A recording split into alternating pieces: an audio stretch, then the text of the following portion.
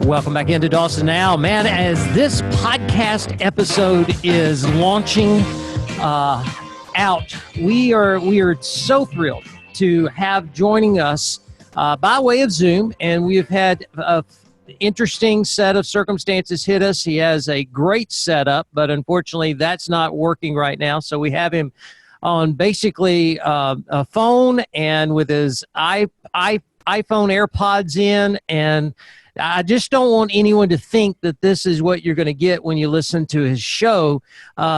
He's host of Over the Line. He's a conservative commentator.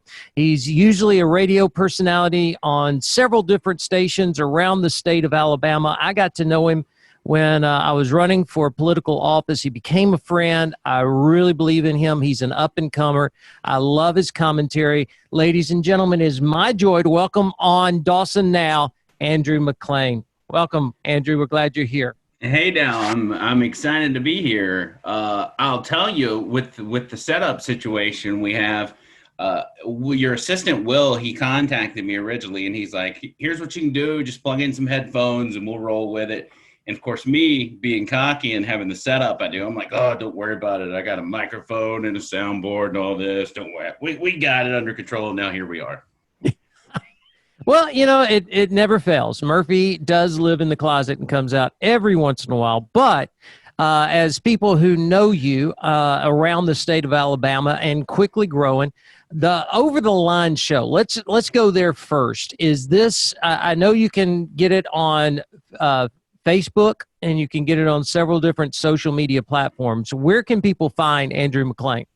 It's available on Facebook. It's available on YouTube, and then podcast versions of it, just audio versions of it, you can find on, any of your major platforms. Apple Podcasts, Spotify.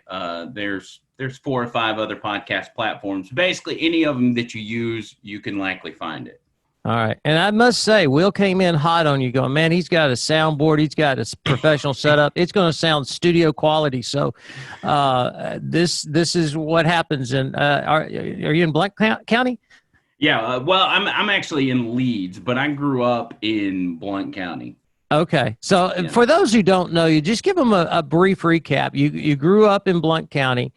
You started at the same station that Mark was on in Anniston.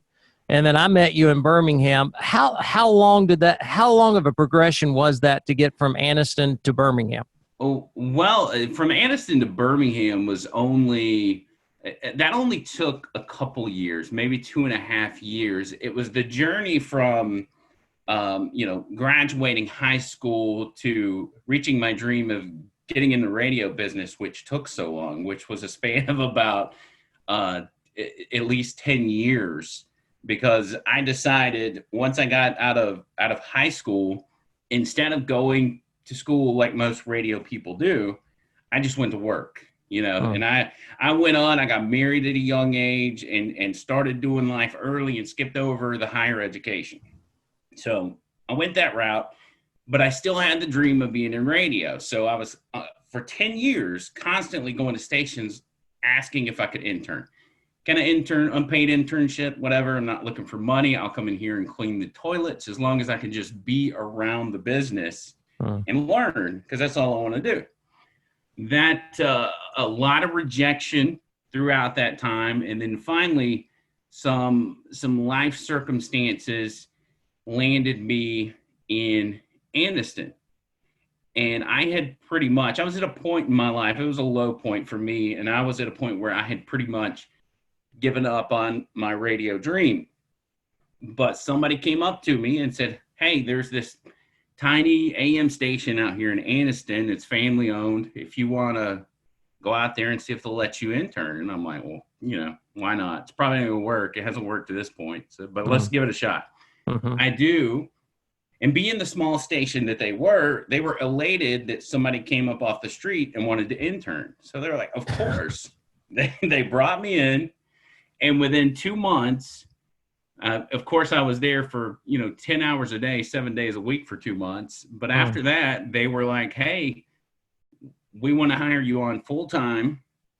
And we we want to give you a show on the weekends. They gave me like a swap shop show and then a sports show on the weekend. And then that ended up bleeding into the morning show Monday through Friday. And then 2 years down the road, the stations that had been turning me down for 10 years in Birmingham were contacting me, say, hey, we want to give you a show over here if you'll come on back to this market.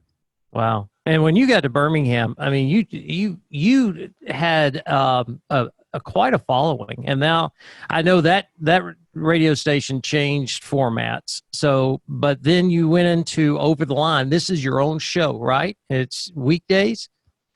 It is. We've been a little sketchy on the schedule about how it goes, and you kind of know how it is trying to line up a podcast with, your regular life and everything else that's going on. But we've recently moved into a version of the podcast where we are Monday through Friday, around 7 o'clock, because we broadcast live. We try to start it at the same time, so about 7 p.m. Central Time. Monday through Friday. We've shaved off time because it turned out we were doing anywhere from an hour and a half to a 2-hour podcast because I had so much to say each time. And we realized that's not going to work. That's too much time each day to be able to continually put those out. And so we've cut it down to between 30 and 45 minutes per show, Monday through Friday, right around 7 p.m. Okay. When you're dealing with radio personalities and running for office, you're in every small town, midtown, and large town going into their radio stations. Here's the question I have is you personally, because I know and probably Mark, you'll jump in on this too. How do you divide your personal convictions and still come across professional on the radio airwaves? Here's the question: how can it? I know you may have a stick, and it may be your personality, but you can still be nice. And you have conquered that, both you and Mark. But how can you divide yourself from your personal beliefs and still being professional on the radio? I guess sometimes it's tough. I've been fortunate enough to where I've been able to go on air in all the stations I've been at and be myself. Now, I've been immersed in politics for a long time. I mean, I can remember a point I'm in 8th grade at the bus stop arguing with my friend about the, George Bush, Al Gore election in 2000. I didn't really know what I was talking about, but I was interested. That never stops radio personalities. Exactly. So it's kind of my thing where it's a big part of my life. So when I get on radio and I talk about this stuff, it's really stuff I'm talking about off air too.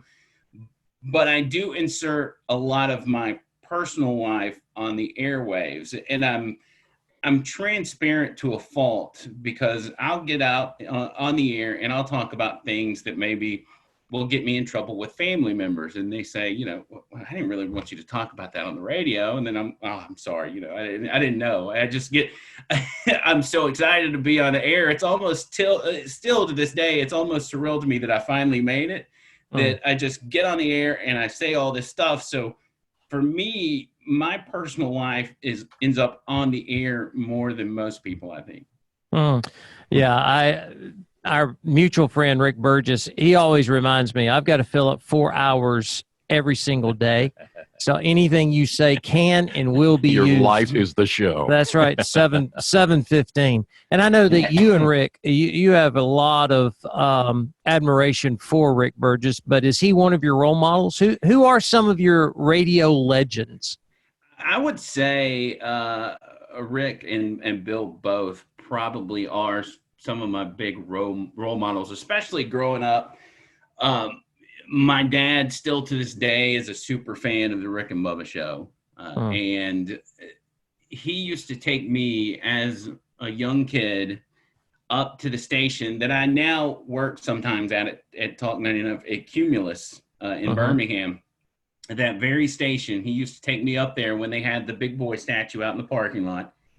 we'd go up there. I mean, multiple times we'd go up there and we'd take pictures with this statue, and we'd gaze in the window on the second floor where they were broadcasting at the time. And I think that's where those dreams of being on the radio finally set in. And I was like, that's what I want to do. And so I've always looked up to those guys, and not just because they're on radio or because they have the platform that they do, but the way they do it. And I think me putting my personal business out on air, I probably get it from those guys, because my style comes from a lot of different radio people that I've pulled from over the years. Yeah, and the one thing that I've seen that people have heard on air, but I've just kind of seen it lived out is Rick's transformation. I mean, how when we first started our friendship, he was he was rough around the edges, to say the very least, and how God has just kind of molded him into being a powerful force on radio. He'll be the very first to tell you he doesn't do Christian radio. He's a Christian who does radio, and I think that's very important to get out there. But you've also, I mean, I remember being in your studio. We've had several conversations about matters of faith, and you have some personal convictions. How do you live that out in front of your radio audience on a daily basis? Well, and I was thinking about this yesterday. I've never really had anybody pose that question to me. I think first of all, my political views in general, even from a young age, have been 100% based off my faith. I grew up in church like a lot of people. And in my adult life, when I'm out on my own and I don't have parents taking me to church, there have been points in my life where I was in and out of church, but it's always been, that's always been the foundation of what guides me in my political thinking, whether it's issues on abortion or religious freedom or any of the other things that you can tie together. It always goes back to that. On issues you're not going to be able to shake me on, they can all be tied back to my faith. And I never really thought about it that way until the other day when I was talking with Will and we were kind of discussing what we were going to talk about. And I'm like, you know what?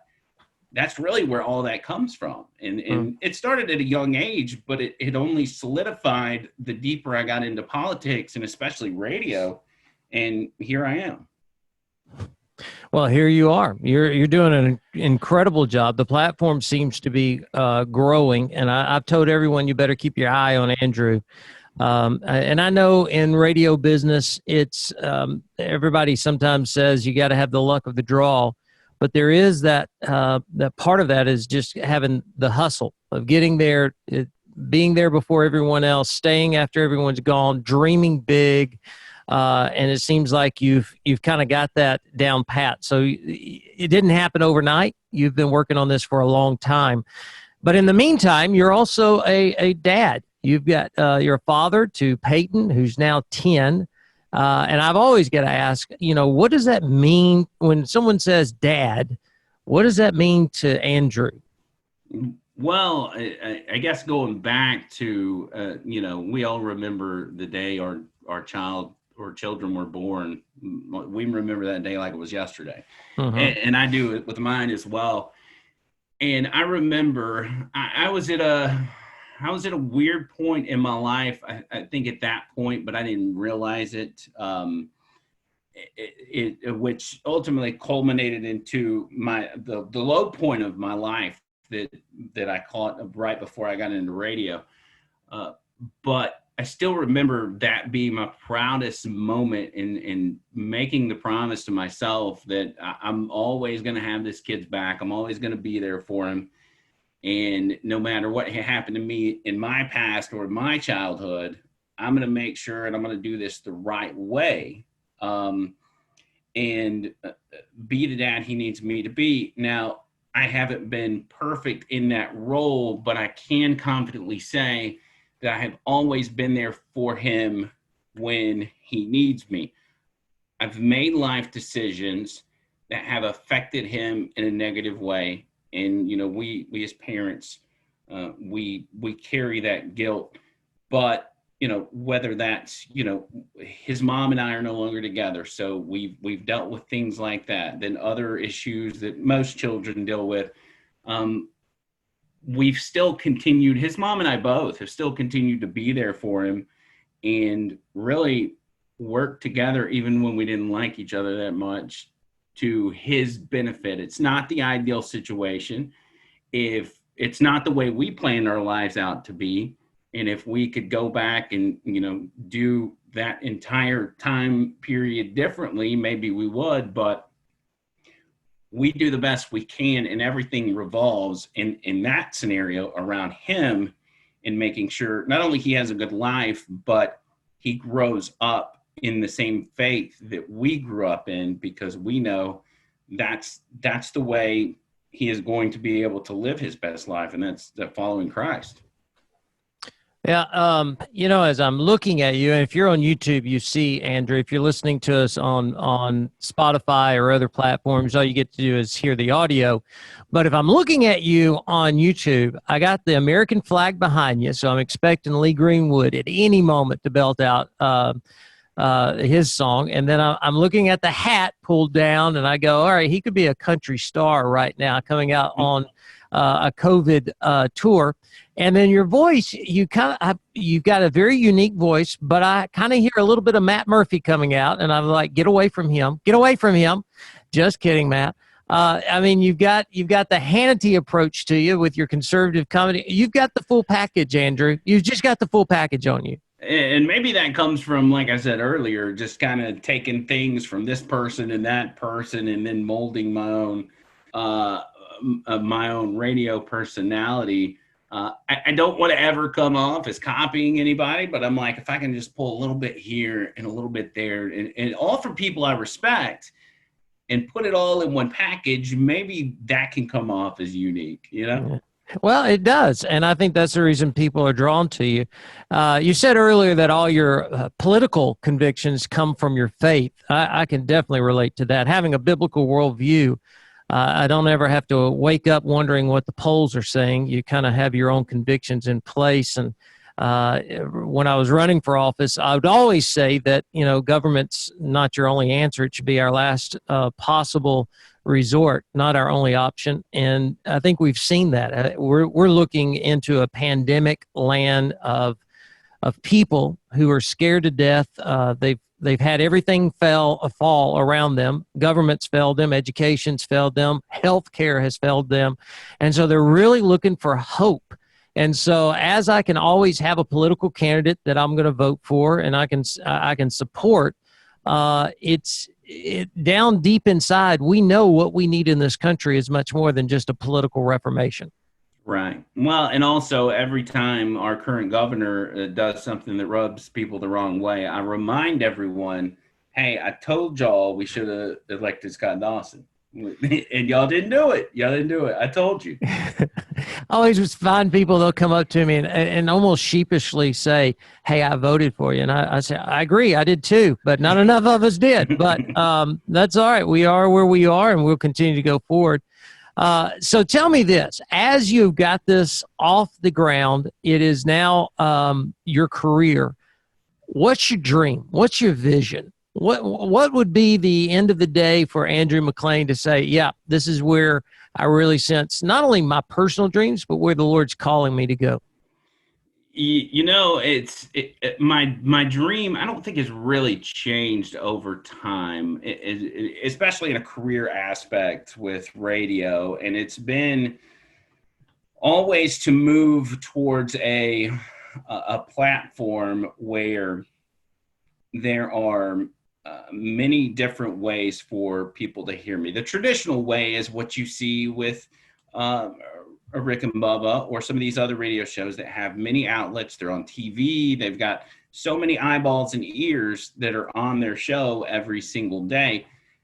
That's what it always has been. But the way the landscape is changing in the sense of media and how people consume media, 10 years from now, I don't even know what that's going to look like. It could be this platform we're on right now, podcasting. It looks to be going in that direction. But, you know, I think the ultimate goal for most people is to be able to have as many eyes and ears on your content, on your product, and then to be able to share those things that mean the most to you. And for people like you and I, that's your faith. I can't help but realize, and people in the radio business that feel the same way I do probably think, you know, they notice the same thing. You come across so many people that it's almost as if they've never heard about Jesus. They have, but they've never heard about him. And their exposure to you, whether they were drawn to you just because of your political views or whatever, you have that opportunity to share it with them. I'm seeing in the current political climate where everything's tribal, everybody's got to pick a side, right? Mm-hmm. I'm seeing the most diverse Republican Party / conservative tribe that I've ever seen in my life, whether that's people from different backgrounds, different colors, even sexual orientations, people that describe themselves as, you know, the hundreds of things that we see these days. They're coming not because they're searching for anything other than their political affiliation, but I see that and I can't help but think, man, what a great opportunity to talk to these people about why we believe what we believe. Not just, hey, we agree on these issues, but here's where I come from. This is why I started believing this way about this issue. I think it's a real opportunity for us as believers to reach out to some people that we had no line of communication with 4 or 5, 6 years ago. Yeah, and I remember, I think it was Burgess and I were talking, and we said, you know, since Jesus has changed our life, I can go out there and scream on the street corner the gospel. But in our society, you know, you don't have to earn the right to speak, but you do have to earn the right to be heard. And that comes from knowing what you believe, being able to articulate it, being able to go in different circles, even in the political realm, and share what you believe, but do it in a civil way. And I think one thing that kind of caught me off guard is in politics, everyone's talking, but no one's really listening. And so with yourself being on this platform, you got to talk for 45 minutes every show because you do it solo. But as you're talking, you've also got to be listening to what other people are saying and being able to articulate what you believe in a way that people are going to hear it. And so let me ask you this question. In your prep time, how long do you prep for your show? As much time as I've got. You know, the more time I love the reality of that. The more time I've got, the better I feel about it, because I'm super easy to get stressed out. And people that hear me on the show, on the podcast, they know I'm dramatic at times, and I get easily stressed out. It's like just today, starting this podcast, I'm told 9 o'clock. Well, it's 9 o'clock. I'm on the other side of the house. Well, all it takes is me getting over here. I can get over here by 9:01 and sign in.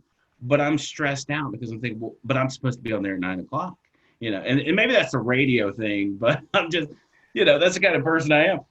But it is, trust me, it is. The clock rules your life in radio. Yeah. It does. And so with prep time, the more time I've got, the less stressed I am, but I can cram it all into a 30 to 45 minute block. And if it's just a matter of me seeing headlines of a story and just throwing it in the pile for my show prep, and I'll figure it out as I go, I'll do that. If I've got more time to actually read through the stories and get what information I don't already have stored in my brain, that would be good. But I just take what I've got and I make the best of it, and we go with it. You know, BJ, he approached me, I guess this was right after the election, and he was dreaming of you and I doing a show together, and he couldn't get it worked out. But I was like, we missed it on that one. You and I together, faith and freedom coming together. I just was really impressed with you when I got to know you. I got to know your personality, but I also got to know you off air, and I'm really impressed with you. So with this, Mark, do you have any questions for Andrew? I was like thinking about it. You two guys have got more radio experience than I'll ever have in my lifetime. I got to tell you, anything that I could stick in the mix right now would be inside baseball stuff, which is not going to be interesting to me. I could sit and talk with Andrew probably for hours. We could tell radio stories and compare. That's not going to happen. No, not here. No. So probably not. But you're talking about show prep and life. Life is show prep. Because your life has to be part of your show. If it's going to be, the entertainment factor has to be there. And one thing that comes to my mind is that honesty is the core principle in all of this. If you're not honest about your life, about yourself, about everything that's going on around you, nobody will trust you and your opinion. And someone who walks as a follower of Jesus Christ has had honesty thrust into their face at some point, and they have to be honest about their lives. They have to be honest about the world around them. They have to be honest about their relationship with God. And it really is the perfect combination when you think about it. The perfect person to talk about the world around us today is someone who sees it through the eyes of a follower of Jesus Christ and recognizes God's handprints, his fingerprints on everything, and is honest about what's happening in the world around them. That's the perfect viewpoint. And in talk radio, if you don't have that, you don't have that trust factor, you don't have what it takes. Right. But I see, though, with the exceptions of who we've talked about on this podcast, a lot of times the conservative commentators, they're just they're selling their product. I'm sorry, but it just seems like they're selling their product and they're not really believing it. Because when I was on the campaign trail, I had a stump speech that was 1 minute, 3 minute, 5 minute, 10 minute, 20 minute, because you never knew. It's you like never the versions of your testimony. It was, because if someone told me, they invited me to speak and they said, you've got 20 minutes, I knew I better be ready for a 3-minute speech because they have booked everyone. Right. And if they tell me, oh, we're just going to have you give greetings, you'd get there and sometimes you'd have 20 minutes. But I heard so many campaign speeches that one night, I'll never forget this, one night during the campaign, I used my time and I just said, ladies and gentlemen, we've heard a lot of scripture tonight. We've heard a lot about Jesus tonight. And I'm just telling you, if we were all living what we just told you we believed, right, we wouldn't need an election because we'd be in an all-out revival right now and everything would be going hunky-dory. So it is one of those where, Andrew, you have to live what you say you believe. If not, it's just a show. Mm. And I think that's what's so attractive to people like Burgess, like yourselves, is when you're living it out, all of a sudden it's not a show.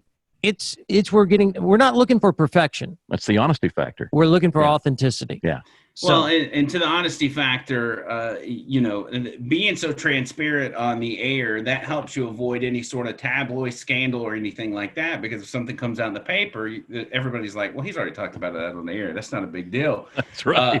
As far as you coming on the show, I would have had you for on the entire 3 hours of my show. But the kicker was, with election rules and FCC rules, when we allow one candidate on, we have to give every other candidate that same opportunity, same amount of time. So we absolutely hated booking guests, especially political guests, because we found it so boring. But we wanted you on, so we would bring you on. We would do the couple segments with you, and then we would spend the rest of the election laying low, trying to avoid the rest of the candidates, so they didn't reach out to us and say, hey, we want our same time that Dawson got. And we succeeded. We didn't have to bring anybody else on. Yeah, talk to Rick and Bubba about that. They 30 days out, they basically had to tell me, we will have to support you from a distance because of the equal rights FCC thing. And we thought they thought they could get a loophole because they own their show, but because they're on airwaves, that's where they got held up. But it's all right. We did the best we could. We shared our message, and now look at what's happening. We've got Dawson now. We've got Over the Line. We've got Mark, what is your podcast? The Daily Perspective. The Daily Perspective. I mean, look at it. It's just blowing up around us. Real quick, as we close up this segment, Andrew, tell the people once again, if someone's listening or watching us on YouTube, And if you are watching us on YouTube, I've been primed to say, please go ahead and just push that subscribe button. Isn't that what you told me to say, Mark? Push that subscribe button right. so you can go ahead and make sure you get every YouTube episode coming your way. Notification bell. Tap that notification bell. Whatever I have to say, that's what I want you. All I want to do is be able to get the message out. How can people get in touch with you, Andrew? All right, the best way, obviously, social media, probably number one. We've got Over the Line is on Facebook, pretty easy to find. Twitter and Parler. I'm new to Parler, like a lot of other people are, but it's kind of a conservative alternative to Twitter, from what I can tell. But at Andrew Mclain Who on both of those, and then you've got the actual podcast. There's a YouTube channel for that, Over the Line. And then all you got to do to find the audio of the podcast at any time is search on Apple Podcast or Spotify, Google Podcast, any of the podcast platforms you listen to. Should be easy to find on there. I will say two things. One, if you're listening to Over the Line, you're going to get a soundboard, a professional microphone, Yes. and a windscreen and everything. I saw it before you had to put it up. And then the second thing is it is able to travel. So I know we love to have you in our state, but I believe you're going to have the big boys come after you very soon. So when that happens, I just know that if I was in charge of developing a top-notch Class A talk radio station format, you would be one of my very first calls. And that's how much I believe in you. So don't screw up, okay? I appreciate that. Stay faithful to it. And if we can ever help you, let us know. Okay? So listen, thank you. Any final words before we go into a break? And that's it. I just appreciate you giving me the time to come on here. I was very excited to do so, and I had a blast. Well, man, thank you for joining us. Ladies and gentlemen, Andrew Mclain, host of Over the Line. You hold on. We'll be right back to close up this episode. This is Dawson Now.